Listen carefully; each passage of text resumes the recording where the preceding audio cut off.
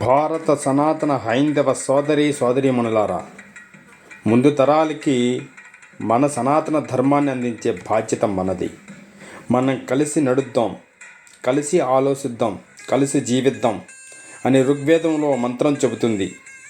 అనేక రకాల ఈగోలు, అహం పెంచుకొని మనం కలిసి ఉండమని గుర్తించిన గొప్ప మహర్షులు మంత్రోపదేశాలని ఇచ్చారు.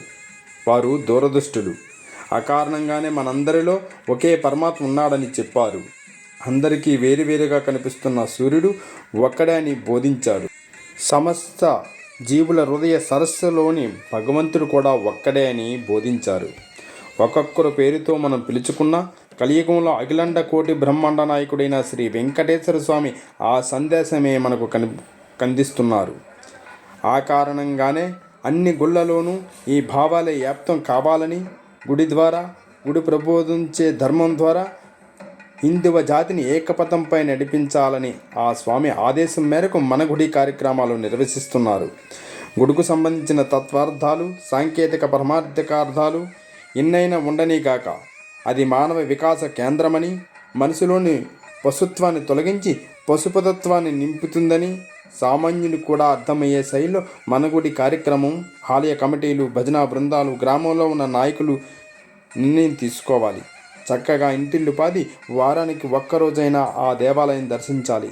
అందుగలడు ఇందులేడు సందేహమలదు, ఎందెందు ఎతుకు చూసినా అందందే గలడని ప్రహ్లాదుడు తండ్రికి ఎంత వివరంగా చెప్పాడో, అలాగే మన ఊరిలో ఉన్న దేవాలయం కూడా తిరుమల తిరుపతి దేవస్థానం వెంకటేశ్వర స్వామితో సమానమని, అయోధ్యలో కొలువుదీరిన రామాలయం ఉన్న రాముడికి సమానమని, శ్రీశైలంలో ఉన్న మల్లన్నకు సమానమని భావన కలగాలి.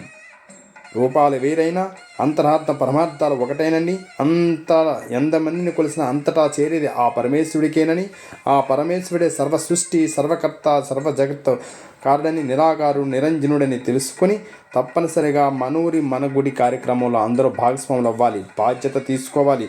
చక్కగా గుడిని అలంకార పద్ధతిలో చూసుకొని వారానికి ఒకరోజైన కుటుంబ సందర్శించాలని ఈ యొక్క మన గుడి కార్యక్రమాన్ని తిరుమల తిరుపతి దేవస్థానంలో చక్కగా నిర్వహించడం జరుగుతుంది. దానికి గాను గ్రామంలో ఉన్న కూడా ఈ హైందవ సోదరులందరూ ఏకమై ఈ యొక్క కార్యక్రమాన్ని జయప్రదం చేసుకోవాలి. జై శ్రీరామ్, జై జై శ్రీరామ్.